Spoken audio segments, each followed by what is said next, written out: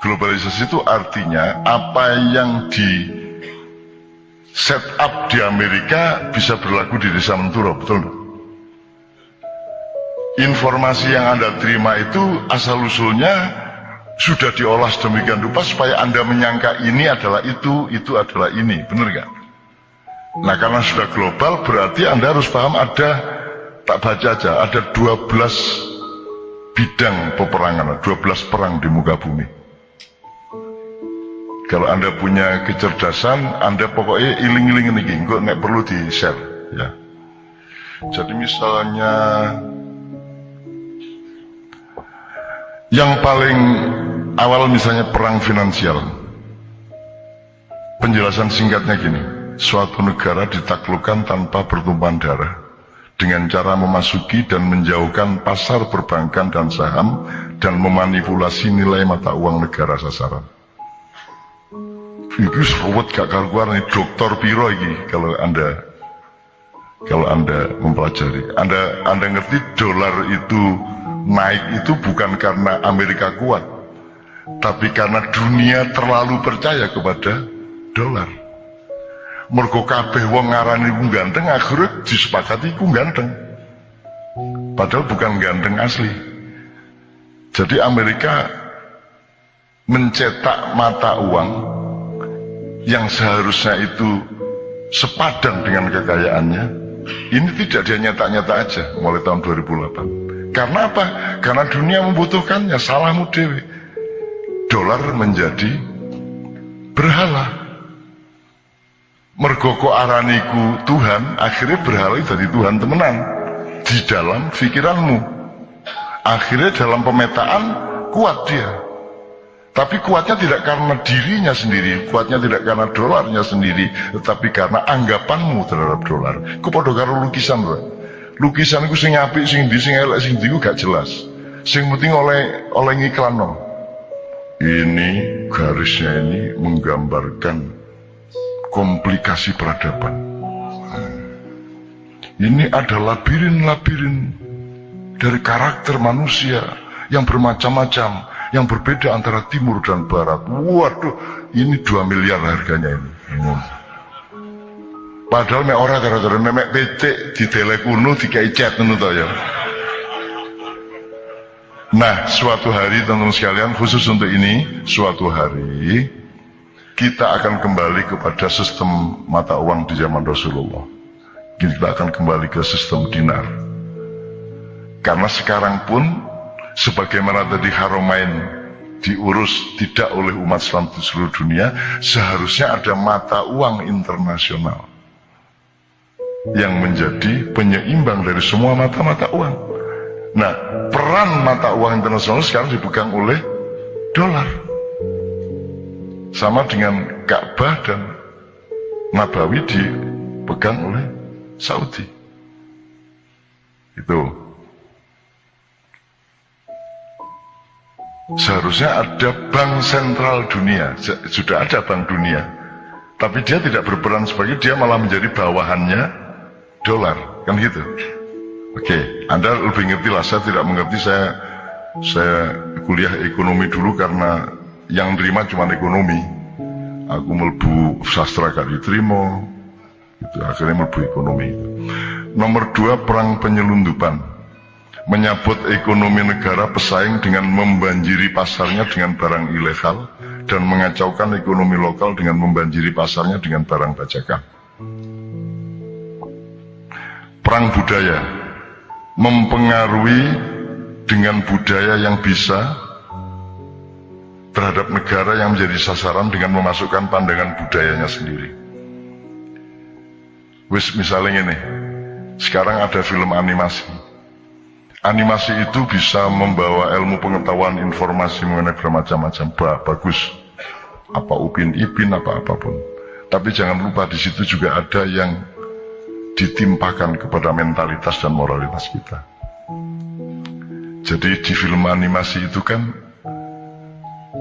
tidak ada, kan ada itu kan gambar wong dengan gambar dan tidak ada proporsi, gitu. Ono ndase gede gak ono awake. ono ndase sakunu, cangkeme sakunu, ono sing cangkeme ndek iringan, ono sakunu. Jadi anak-anak kita dibiasakan untuk menerima sesuatu yang tidak proporsional. Sehingga kalau suatu hari negaramu tidak proporsional, kamu tidak berontak. Karena kamu sudah terbiasa dengan improporsi. Itu. Tapi kita tak perpanjang ya. Banyak film saya telitian. Termasuk kenapa orang suka film animasi? Karena di situ opo iso. Moro-moro ono arek cilik telu nggawa pesawat nang planet. Jadi anak-anak kita dibiasakan untuk beranggapan bahwa hidup itu begitu mudahnya. Wis cukup anu lah. Sapa iku sing cekus karo sing apa? Tom and Jerry. Itu aja kan sembarang iso wis. Sembarang iso. Sehingga anak-anak kita terbiasa untuk menganggap hidup itu begitu mudahnya, nggak ya apa-apa iso. Sehingga nanti ketika dia terbentur kenyataan, dia tidak punya daya juang.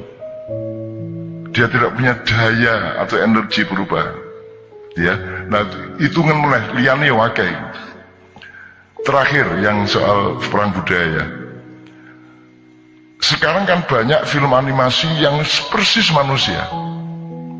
Ya toh, ya 3 dimensi, ya pokoknya persis, melakukannya ya persis, ngomongnya ya persis, tapi tetap gambar. Dan Anda lebih suka nonton itu daripada nonton film manusia beneran. Itu untuk melatih Anda semua, jangan percaya sama manusia. Jadi awakmu akhirnya gak percaya, anggar kita uang gak percaya. Sing bener iku sing wong-wongan. Akhirnya wong gak sing dipercaya. Wis ta nek kon gak percaya wis, iku kok diem-diem kon duwe naluri seperti itu. Termasuk nanti mungkin Cak Fuad bisa ikut menjelaskan. Sekarang itu yang berlaku itu ya Lata dan Uzza, karena kita ini kan belum didatangi Rasulullah, kan belum pernah kesini Rasulullah. Mudah-mudahan suatu hari Gusti Allah merubah takdirnya. Wis nek ngene carane tak tekakno nang Indonesia emat kon mat gitu. Wong nggih purun kula, mungkin biyen kula kepingin ndelok-ndelok tenan Indonesia ini terusnya gendeng-gendeng wonge. Maksudnya kita itu mengalami dan sedang meyakini dan bergembira dengan Lata dan Uzza. Saya pernah mendengar tafsir Cak Fuad, Lata itu adalah idola dari masa silam. Ulama-ulama di zaman nabi-nabi sebelumnya, terutama Nabi Nuh itu diinformasikan turun-temurun sehingga orang mengidolakan ulama-ulama itu kemudian dipatungkan, itu Lata. Jadi ibarat kita itu ya mematungkan Gajah Mada, Pak Dirman, siapa meneh, Bung Karno, gitu-gitu ya, yang sudah mati, itu Lata. Kalau Uzza itu idola-idola hayalan, Naruto, Scooby-Doo, SpongeBob, Gatot-Kaca, yang hayalan. Dengan Lata dan Uzza yang diberlakukan secara nasional di media-media, yang Anda tidak mengerti bahwa itu Lata Uzza yang diiklankan, sebenarnya yang dimasukkan, di-brainwashkan ke otak Anda, maka Anda tidak akan percaya kepada orang yang baik yang ada sekarang. Tidak percaya Anda.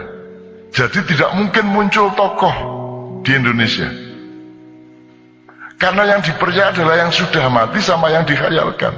Senek orang temenan gak dipercaya, gak mungkin mak iya kalau pamrih, gak mungkin. Mesti ku kate gak revolusi meneh-meneh, mesti kate mbuya apa carane kok mesti kudeta itu.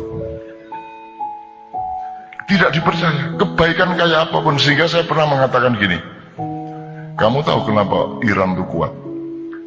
Kenapa Syiah itu kuat? Secara militer, secara ekonomi, secara mental, ideologi semua kuat. Saya tidak berarti setuju mereka, tapi mereka kuat ya. Kenapa? Salah satunya menurut saya karena mereka berangkat dari empati kepada penderitaan Hasan dan Husain. Merasuk betul penderitaan itu sehingga mereka membangun hidupnya berdasarkan dalam tanda petik dendam itu. Gitu. Nah, wong Ma'iyah dan orang Indonesia, kamu menghayati penderitaan siapa?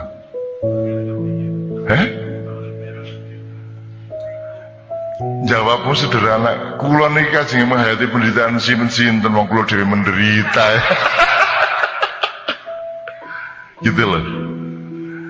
Sebenarnya secara pribadi saya agak nagih-nagih juga lah, kamu tuh tidak ngerti penderitaan saya. Kamu tahunya kan setelah saya nyugui makanan. Kamu tidak tahu bagaimana sengsaranya saya. Tidak usah dulu, sekarang pun kamu tidak pernah menghayati penderitaan saya. Kalau kamu menghayati penderitaan saya, sekali Ma'iyah misalnya menderita, wah Ma'iyah tidak bisa berbuat apa-apa, tidak dianggap di Indonesia, di media massa tidak ada Ma'iyah. Tidak, Ma'iyah itu. Lah rumah sama aku gak tah. Lah aku ki paling disisihkan di Indonesia. Gitu kan? Saya paling dibuang. Ya tapi kan aku gak tau ngomong, aku begitu rene kan guyang-guyu tok kaya kan apa-apa. Arek-arek akhirnya sih cak ini baik-baik saja, seneng raimu kon karo buriku kon. Gitu loh. Tapi saya ndak nagih beneran, itu cuma mancing aja. Kamu harus punya penghayatan terhadap penderitaan. Pilihlah siapa yang menderita itu sebagai keberangkatan daya juangmu. Kalau kamu gini, energi dari kebahagiaan itu hanya 1/10 dibanding energi dari penderitaan. Kau tak kandani yo, nek kono ditang akeh. Kadek dicemberuti bojomu pisan. Ya, kon jek wedi karo gendruwo ta gak? Aku takon. Kon nek pas menderita temen jek wedi ta gak karo gendruwo, banaspati? Nek perlu kon aku tak nang kuburan endi, nek gapal pasti endi, banapati endi, gendruwo endi, wewe gomber endi rene. Kan ngono ta? Saking menderitane wis gak wedi apa-apa. Jadi energi yang lahir dari penderitaan itu 10 kali lipat dibanding energi dari kegembiraan atau kebahagiaan. Nah, jadi mulai hari ini Anda carilah orang yang menderita, hayati. Duh, ngono lho, tadi begitu kan delok kancamu kok ngelentu, iku ide ono. Gitu. Oke, saya persingkat. Tak bocor doa. Perang obat terlarang membanjiri dengan obat terlarang melalui pembatasan negara dan merusak moral masyarakat melalui penggunanya. Jadi ini narkoba itu rekayasa luar biasa. Ya, termasuk virus itu juga rekayasa luar biasa dan seterusnya. Termasuk perang antara farmasi atau chemistry melawan nikotin. Jadi urusan rokok itu bukan urusan kesehatan, itu urusan perang dagang. Itu. Oke, saya tak terusin. Perang media dan pemalsuan berita, memanipulasi media asing dengan cara mengajak kerjasama atau mengintimidasi wartawan atau memperoleh akses gelombang udara dari negara lain untuk memaksakan pandangan nasional negerinya.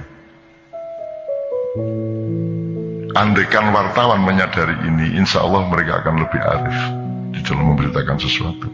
Perang teknologi, menciptakan perangkat standar untuk merebut kendali atau menguasai teknologi tertentu yang bisa dimanfaatkan pada masa damai maupun perang. Perang ekonomi, merebut kendali atas sumber daya alam yang langka dan mampu mengendalikan dan memanipulasi akses dan nilai pasarnya. Jadi Anda itu mau dirampok. Nomor 4, tadi kan pertama kobong, nomor 2 korporasi penghematan, nomor 3 pilkada, nomor 4 tunggangan internasional dalam perang sumber daya tadi. Indonesia akan bikin gerah negara-negara tetangga dan itu akan bisa menjadi masalah internasional. Sampai tingkat tertentu nanti Indonesia akan dituntut oleh Mahkamah Internasional kalau tidak bisa mengatasi Assad. Dan kalau dituntut berarti dia akan didenda dan Indonesia tidak akan bisa membayar, maka Indonesia akan menjual aset-asetnya secara obral atau murah. Oh, dunia iki kejem, kono ojo gelut dhewe. Apa meneh mek soal kawinmu tang padune kon yo gelem ngono. Itu wis tang aku wacane yo gelem kan ya. Cuman imanmu kuat, ngono aja. Pas kuat gitu. Perang psikologi, memaksakan kepentingan nasional dengan mendominasi persepsi negara lawan Maksudnya nasional di sini, nasional sebuah negara yang merekayasa ya. Memaksakan kepentingan nasional dengan mendominasi persepsi negara lawan tentang kekuatan dan kelemahannya. Perang jaringan, berpetualang di dunia maya secara rahasia atau berlindung di balik identitas seseorang, melakukan perang maya yang tidak mungkin dilawan.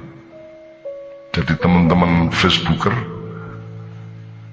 tolong dianalisis ini. Perang hukum internasional, bergabung dengan organisasi internasional atau multinasional dengan maksud mengendalikan kebijakan dan penafsiran aturan-aturan hukumnya. Perang lingkungan, menaklukkan dan melemahkan negara musuh dengan merusak atau mengubah lingkungan alamnya. Jelas ya? Jelas. Oke, jadi ada 12 macam. Teman-teman sekalian, ini tolong dicari, saya kira ada juga kalau Anda browsing apa segala macam. Tolong diperkaya. Artinya kita jangan mudah menjadi alat tunggangan dari perang-perang global internasional ini.